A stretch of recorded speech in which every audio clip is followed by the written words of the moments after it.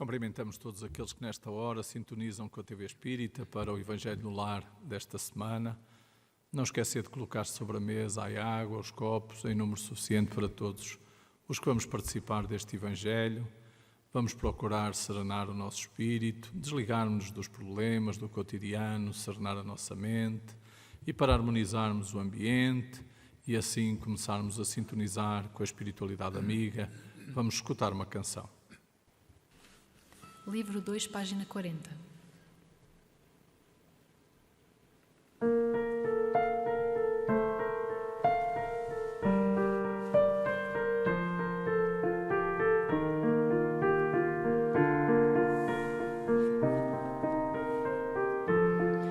Agradecemos, Jesus, o teu amor infinito, este recanto bendito que nos ergueste por lar, pão que nos dás à mesa, confiança, harmonia, o entendimento, a alegria e a bênção de trabalhar. Agradecemos o apoio de tua força divina que nos ampara e nos ilumina desde a terra ou mais além. Os agulhões do caminho e o duro rigor da prova que nos eleva e renova para a conquista do bem. Agradecemos ainda o culto vivo da prece que em tudo nos enriquece, da paz, união e luz. Permite que te roguemos, nunca nos deixe sós, seja onde for, venha a nós, fica conosco, Jesus.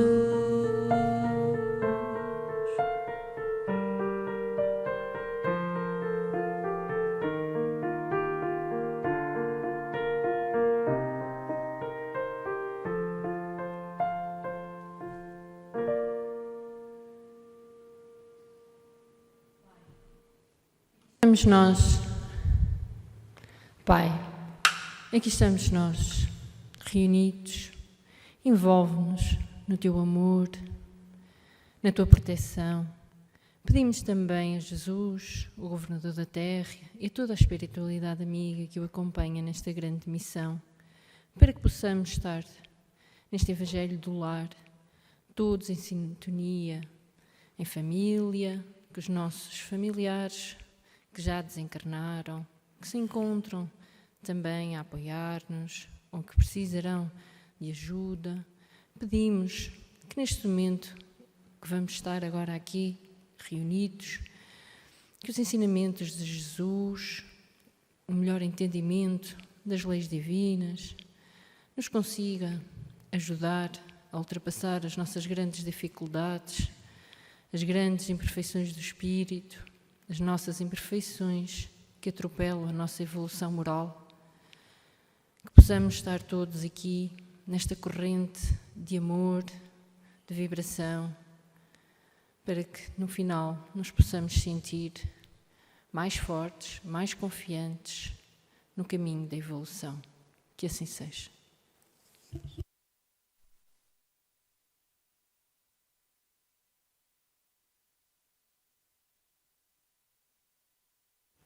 Do Evangelho segundo o Espiritismo, capítulo 26, dai gratuitamente o que gratuitamente recebeste, itens 5 e 6. Vendilhões expulsos do templo. Eles vieram em seguida a Jerusalém e Jesus, tendo entrado no templo, começou por expulsar dali os que vendiam e compravam. Derrubou as mesas dos cambistas e os bancos dos que vendiam pombos. E não permitiu que alguém transportasse qualquer utensílio pelo templo. Instruía-os dizendo: não está escrito, minha casa será chamada casa de oração por todas as nações? Entretanto, fizeste dela um covil de ladrões. O que, tendo ouvido, os príncipes dos sacerdotes procuravam meio de o prender. De o perder, pois o temiam, pois todo o povo era tomado de admiração pela sua doutrina. São Marcos, capítulo 11, versículos 15 a 18. São Mateus, capítulo 21, versículos 12 e 13. Jesus expulsou os vendilhões do templo. Dessa forma, ele condenou assim o tráfico das coisas santas, sob qualquer forma que seja. Deus não vende nem a sua bênção, nem o seu perdão, nem a entrada no reino dos céus. O homem não tem, pois, o direito de os fazer pagar.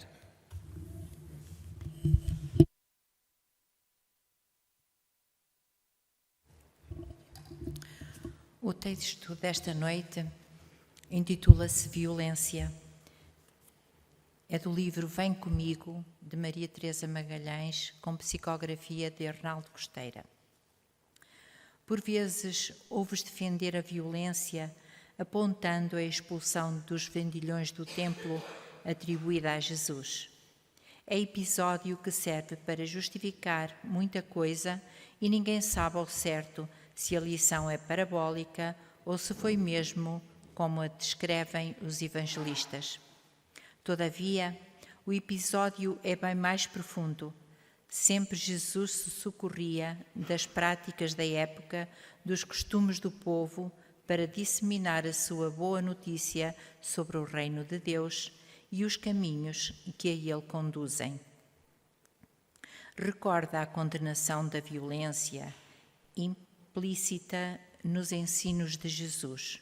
Quando descia do Tabor, dialogando com os discípulos, surpreendidos com a presença de Elias e Moisés, Jesus não podia ser mais claro na sua condenação quando afirma que, desde os dias de João Batista até agora, o reino dos céus é tomado à força e os que se esforçam são os que conquistam. Era alusão à violência condenável e ao convite antes ao esforço de aprimoramento íntimo. Vigia, pois, dentro de ti. Pacifica o teu coração. Erradica sob e qualquer resquício de violência. Instala a paz que Jesus irradia para todos e espalha à tua volta. O mundo está a precisar de verdadeira paz, a começar por ti.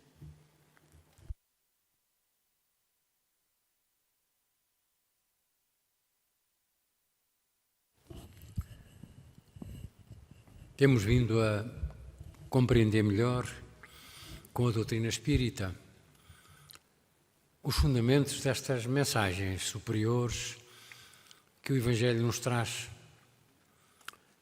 E quando lemos a passagem do dar gratuitamente, o que gratuitamente recebemos é um sentido que todos temos que refletir, porque, segundo a opinião dos espíritos e segundo aquilo que são os conceitos da própria doutrina, todos somos médiuns, todos nós, toda a humanidade, toda a criatura humana.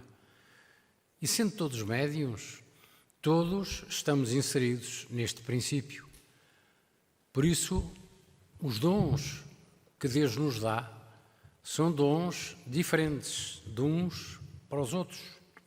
Há pessoas com capacidades, com faculdades, com potencialidades espirituais diferentes de outras.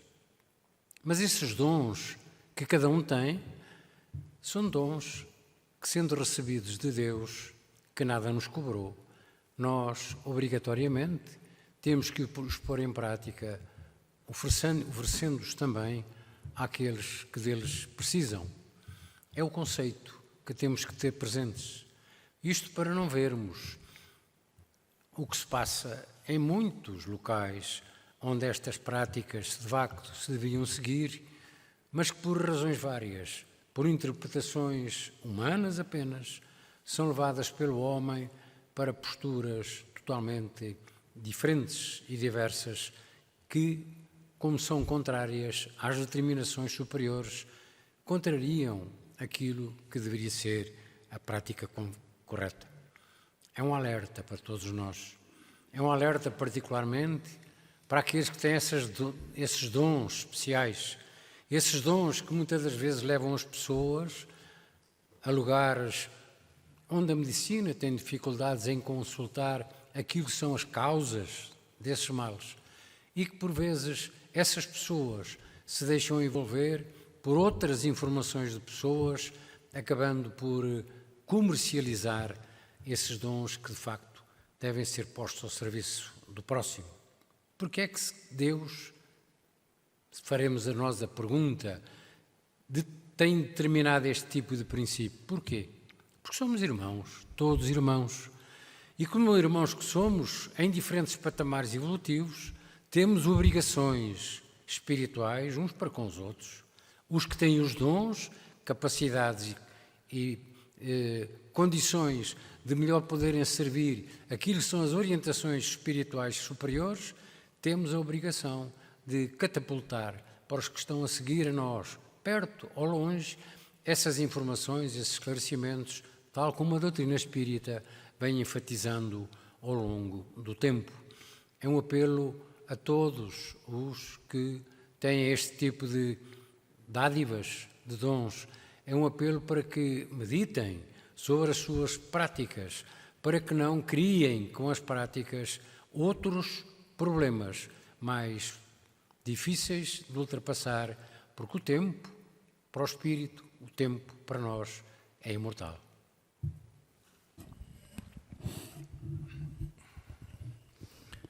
Esta passagem dos vendilhões do templo é muitas das vezes mal interpretada, no sentido de se pensar que Jesus usou da violência para com aqueles que no templo estavam a vender diversas coisas, desde animais a produtos alimentares, que era prática naquela época. Não podemos esquecer que a religião no templo de Jesus estava assente em determinados rituais, onde eram sacrificados animais e onde eram entregues para dádivas a Deus esses sacrifícios.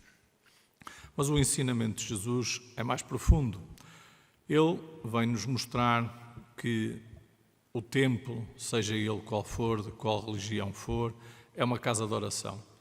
E sendo uma casa de oração, é uma casa onde não deve ser, de alguma forma, dada a ideia ou passar a ideia de que, para usufruirmos daquilo que são as bênçãos divinas, que é necessário fazer qualquer tipo de pagamento.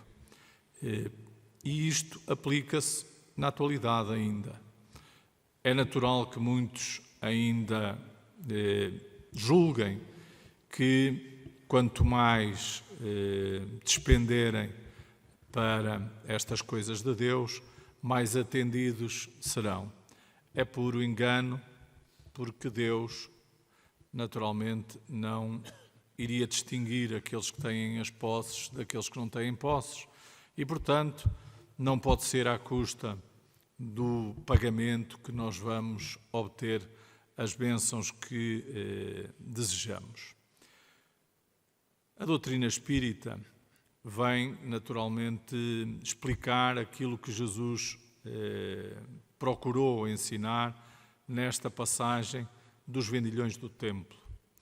E podemos interpretar isto de duas maneiras. A primeira, mais material, do ponto de vista de não se cobrar nada por aquilo que são as coisas do espírito, como esclarecia há pouco o Eugênio. E, portanto, todos nós temos possibilidade de fazer as nossas preces, fazer as nossas orações por aqueles que necessitam. Todos nós temos possibilidade de ajudar aqueles que nos buscam e aqueles que trabalhamos numa casa espírita ou que trabalhamos em qualquer outro templo.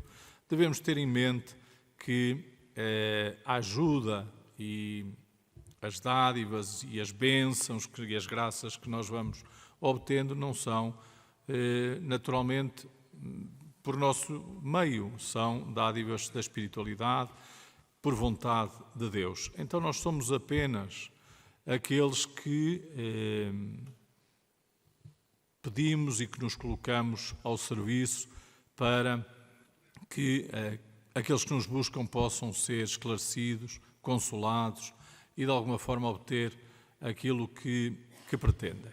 E isso é feito gratuitamente, sem qualquer custo, sem que nós tenhamos que viver desses rendimentos ou vender essas bênçãos, precisamente porque elas não vêm de nós, elas vêm do mundo espiritual por vontade de Deus.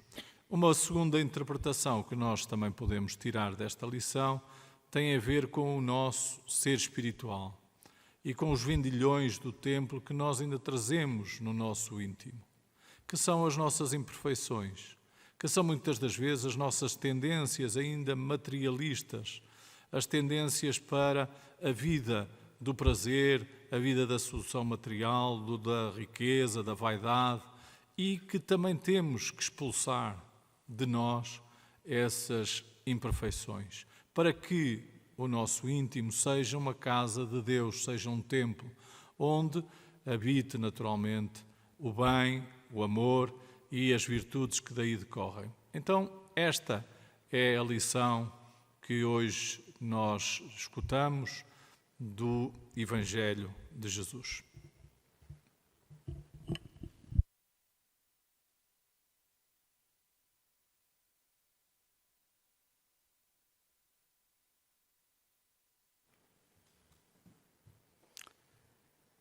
Chegou o momento, Senhor Jesus, de vos agradecer a Deus nosso Pai por nos ter permitido estarmos aqui reunidos em Teu nome, recordando os Teus ensinamentos, ouvindo as explicações que foram dadas, para podermos compreender e assim interiorizarmos e colocarmos esses ensinamentos, essa compreensão na nossa vida, por podermos também transmitir para todos aqueles que nos querem escutar e também eles possam aprender, Senhor, possam raciocinar, que somos todos irmãos e que devemos pôr sempre a luz sobre o alqueire, para com todos o que um sabe, transmite ao que menos sabe e assim sucessivamente, para que unidos nesse amor fraterno, ajudando-nos uns aos outros, tudo se torne mais fácil, a nossa caminhada, e todos possamos evoluir mais rapidamente, pois tu também nos disseste para nós fazermos aos outros o que gostaríamos que os outros nos fizessem. Queremos te pedir ainda, Senhor, que os teus mensageiros socorristas possam vir até nós e possam levar a nossa dádiva, ainda embora pequena, mas de amor o que temos melhor em nós, as nossas vibrações, e que multipliquem assim como a nossa prece, a 1000 por um, em Teu nome, Senhor Jesus, e levem a todos os lares, a todos os irmãos que sofrem no mundo terra, onde há tanta dor, tanto sofrimento e tanto desconhecimento das Tuas leis, Senhor, do Teu Evangelho. Ajuda a todos, possam sentir um pouco mais de alívio, de esperança, de paz, que possam, através do Teu Evangelho, compreender de onde viemos, o que é que aqui estamos a fazer, o porquê de tanta coisa que existe e não compreendemos, não encontramos respostas, pois tudo está no Teu Evangelho, Senhor, tudo Tu esclareces. Ajuda a todos e te pedimos misericórdia para todos aqueles irmãos que não creem, Senhor, para todos os irmãos que dizem, muitos deles, crer e são a causa do sofrimento de outros irmãos, por todos esses irmãos dos planos da vida que perseguem a Tua doutrina. E a nós, Senhor, ajuda-nos a mudar. E a mudança começa dentro de cada um de nós, porque só assim a paz se constitui na terra, porque de outra forma, Senhor, a paz não vem de fora para dentro. mas dentro de cada um de nós, para fora, por vamos irradiando, envolvendo os outros irmãos e dando o exemplo a seguir que nos deixaste. Sê conosco, Senhor, abençoa a todos e envolve a todos e a nós também, aos nossos lares, na tua paz, hoje e sempre, que assim seja. Livro 1, página 17.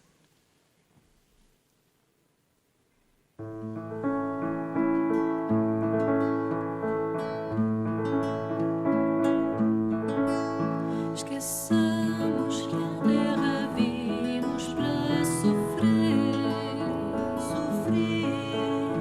cantemos nossa alegria de viver, e seguiremos espalhando amor nos corações, mitigando a dor, dando o exemplo de nosso crer.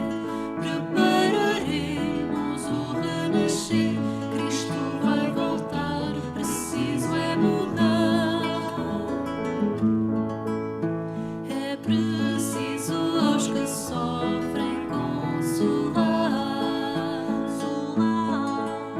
Provemos como os cristãos devem amar. Construiremos dias melhores junto de todos os sofredores, onde Jesus vai sempre reinar e o Natal não vai acabar. Cristo vai voltar, preciso é mudar. Chamemos a juventude a trabalhar. Mostremos-lhe de Jesus uma igualdade. Ela virá em busca do amor que ao coração enche de calor e vai mudar a forma de ser. Juntos faremos a paz vencer. Cristo vai voltar, preciso é mudar. Cristo vai voltar, preciso é mudar.